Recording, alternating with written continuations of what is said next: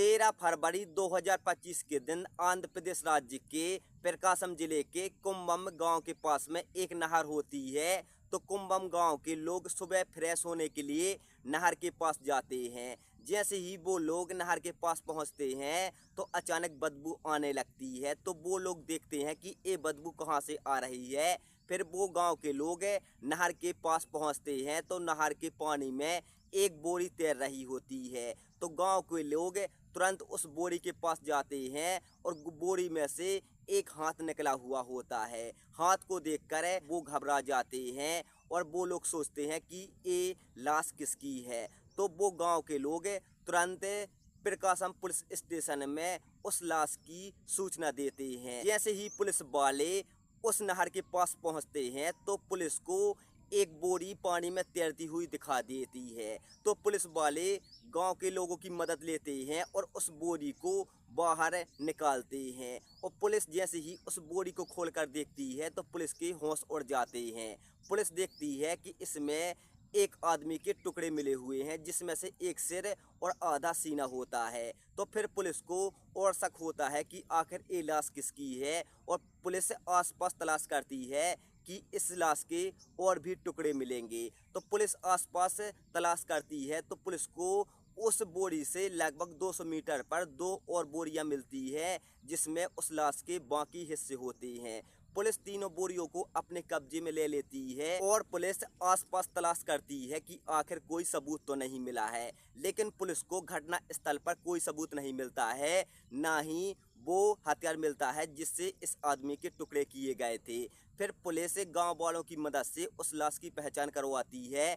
तो गांव के लोग कहते हैं कि ये श्याम है, इसकी उम्र लगभग 35 साल है। और गांव के लोग जो कुछ भी पुलिस को बताते हैं पुलिस के होश उड़ जाते हैं। गांव के लोग कहते हैं कि श्याम लगभग पिछले 3 दिनों से लापता हो गया था। पुलिस गांव के लोगों से पूछताछ करते हैं और कहते हैं कि श्याम के घर में कौन कौन है। तो यहाँ पर गांव के लोग कहते हैं कि श्याम के घर में उसकी 57 वर्षीय माँ लक्ष्मी देवी है। फिर पुलिस श्याम के घर पहुंचती है तो वहां पर श्याम की माँ लक्ष्मी देवी मिल जाती है। लक्ष्मी देवी की उम्र लगभग 57 साल होती है और पुलिस लक्ष्मी देवी से पूछताछ करती है। तो यहाँ पर लक्ष्मी देवी पुलिस को कुछ नहीं बताती है और कहती है कि मुझे कुछ नहीं पता है, मेरा बेटा लगभग 3 दिन पहले घर से लापता हो गया था और उसके आगे मुझे कुछ नहीं मालूम है। फिर पुलिस लक्ष्मी देवी से पूछताछ करती है और कहती है कि तुमने अपने बेटे की गुमशुदगी की रिपोर्ट दर्ज क्यों नहीं कराई। तो लक्ष्मी देवी कहती है कि मैं बूढ़ी हो चुकी हूँ,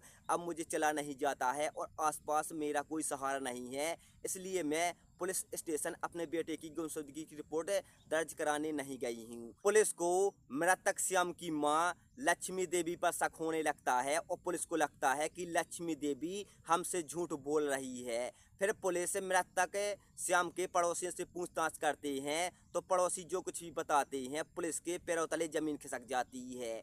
पड़ोसी कहते हैं पुलिस से कि यहाँ पर टैक्सी ड्राइवर मोहन का अक्सर आना जाना था। लगभग 3 दिन से मोहन श्याम के घर पर नहीं आया है। जब से श्याम लापता हुआ है उसके अगले दिन से मोहन घर पर नहीं आया है। साथ ही गांव वालों को मोहन ने ही खबर बताई थी कि श्याम लापता हो गया है, लगभग 3 दिन से वो घर पर नहीं आया है। तो फिर पुलिस पड़ोसियों के बयान दर्ज कर लेती है। फिर पुलिस पड़ोसियों की बात सुन लेती है और मोहन की तलाश करती है। तो पुलिस को मोहन भी हाथ लग जाता है। फिर पुलिस मोहन से पूछताछ करती है तो मोहन कहता है कि श्याम मेरा मित्र था, वो क्लीनर का काम करता था, तो अक्सर हम दोनों एक दूसरे से मिलते थे, तो कभी कभार मैं श्याम के घर पर चला जाता था। लेकिन पुलिस को मोहन की बातों पर शक होता है और पुलिस मोहन को थाने बुलाती है और वहां पर सख्ती से मोहन से पूछताछ करती है। तो यहाँ पर मोहन जो कुछ भी बताता है पुलिस के सामने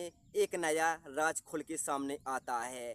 पुलिस को मोहन कहता है कि मोहन की हत्या उसी की मां ने की है। साथ ही इसमें मैंने उसकी मां का साथ दिया था, क्योंकि उसकी मां के साथ मेरे कई अवैध संबंध चल रहे थे। इसी कारण मैंने श्याम की मां के साथ मिलकर श्याम की बेरहमी से हत्या कर दी थी। तो ये कहानी सुनने के बाद पुलिस के सामने एक बड़ा सवाल आता है कि आखिर मां ने अपने बेटे की हत्या क्यों की है। फिर पुलिस श्याम की मां लक्ष्मी देवी को गिरफ्तार करने के लिए कुंभम गांव आती है। जैसे ही पुलिस लक्ष्मी देवी के घर आती है तो लक्ष्मी देवी के घर पर ताला पड़ा हुआ मिलता है। पुलिस सोचती है कि लक्ष्मी देवी कहीं और गई होगी, तो पूरे गांव में पुलिस तलाश कर लेती है, लेकिन लक्ष्मी देवी कहीं पर नहीं मिलती है, वो फरार हो जाती है। फिर पुलिस लक्ष्मी देवी को ढूंढती हुई लक्ष्मी देवी के रिश्तेदारों के पास पहुंचती है, तो रिश्तेदार जो कुछ भी लक्ष्मी और श्याम के बारे में बताते हैं, पुलिस के होश उड़ जाते हैं।